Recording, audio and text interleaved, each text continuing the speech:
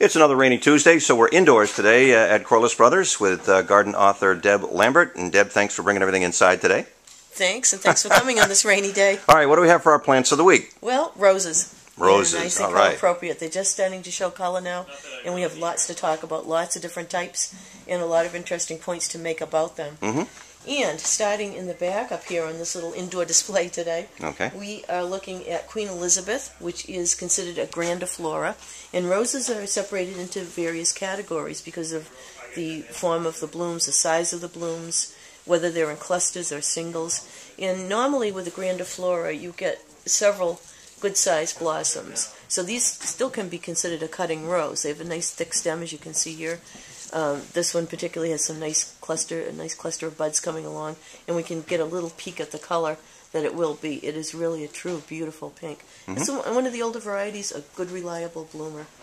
Next, we move over to the back here, and we have a climbing rose, and this is a variety called Golden Showers.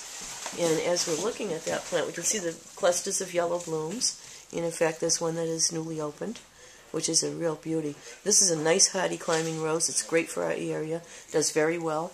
One tip with climbing roses, you want to be sure that you don't cut back the first flush of blooms in the spring, because that is going to be your best flowering that you get all year on a climbing rose. They will bloom sporadically thereafter, so leave them until after they set up that first set of blooms and then move on.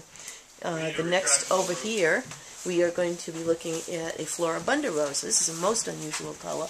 This is a variety called Ebb Tide, and it's kind of, this might be a little fresher looking bloom, this one here, but really unusual, has gotten a lot of comments because of the color and because of the nice full flower. Very seldom do you see these cabbage type roses on a plant like this. Usually they're the Austin roses. And speaking, and those are always in clusters. They're clusters, and they're a lower plant generally too. When we get over to the Pat Austin here, which is this beautiful kind of peachy apricot color, also clusters of blooms. This is hybrid tea in its parentage, but it is bred to be more hardy, more resistant against disease. It's a great choice for the landscape. I've grown David Austins, a number of them over several years, and they're just wonderful. They have more hardiness in the winter, and they do really, really well in this area. And last but not least is the classic tea rose. And these normally are the nice large single rows, great for cutting.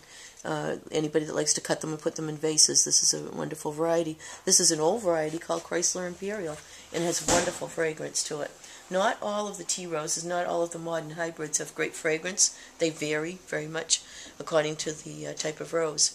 The David Austins, by the way, tend to be some of the more fragrant roses too. And then we look at the more hardy specimens. The landscape roses as a category can be broken into different segments as well.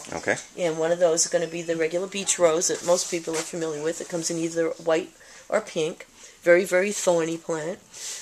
This one is budded up but not showing any color right now, of course, not quite yet. And they are available in pink and white, basically, is what you see growing near the sand dunes by the beach and all of that. Really rugged. They also do well by roadside plantings where there is some salt issues, too. Then we get into the hybrid rugosa roses, which this is. Now you're looking at a full of flower, perhaps double or triple petals. Very nice, some fragrance to it. And with the hybrid rugosas, if you do deadhead them, you usually will get some second and third flushes of blooms on them, so you get a little more color with those. The others essentially bloom once. Then we have drift rose, which is a nice lower plant. It's nice for edging. It's going to stay about 18 to 24 inches tall and spread really nicely. It's very rugged. It has rugosa rose in its parentage, so that means, again, for us around here, it's going to be a nice hardy specimen. And then we're looking at a miniature rose, which for a border, I've seen them used as hedging around perennial beds. They're absolutely beautiful. And they attain a height of 12 to 18 inches, and that's it, not more. And they spread nicely, maybe 18, 24 inches across. Very nice little specimens, little diminutive flowers in clusters, and they're great little plants. Then we have flower carpet, which is growing in popularity ever since it was introduced back in the 90s. First one they came out with was a shocking pink. Now we see reds and pinks and yellows and all colors. Very, very beautiful plants. Real easy care. Very low on disease problems, insect problems other than Japanese beetle, because they're going to be at a minimum as well. I've had super luck with these.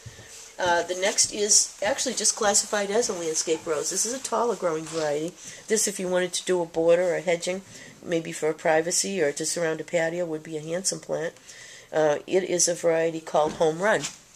It's a really pretty plant, large strapping foliage, relatively easy to take care of again for disease. And black spot and roses is a real problem for us in this area. Then we have the last two, which are in the Knockout series. And Knockout comes in a wide variety of colors as well. These are plants that grow 3 to 4 feet tall, 3 to 4 feet wide. Really, really easy to grow. And you can cut them back as you want. You can keep them a bit lower. As with the flower carpet, you can keep that almost any height you want. Flower carpet tops off at about 2, 2.5, and that's about it. But you can keep it even lower. These are wonderful plants. I have the yellow Knockout myself, and I absolutely love it. Just a very simple flower, but just so pretty. There's one that's just coming out now with that beautiful golden color. And as it fades, it goes to more of a cream, which gives you another nice, interesting feature. And just before we go, I wanted to demonstrate deadheading or pruning. And we just happen to have a severely bent branch here on this Chrysler Imperial Tea Rose. And so to get past this damage, I need to go just above a set of leaflets. And you always, when you cut back roses, want to go above a set of 5 leaflets. And we cut on a nice sharp diagonal angle above that set and leave a little bit of a stub so we don't injure the dormant bud. And that plant will now start to regrow there. And this is true during the summer. As you deadhead, that is the way to do it. All right, Deb, thank you. Those are our plants of the week from Corliss Brothers. That's garden author Deb Lambert. With more stuff online, I'm Rick Moore.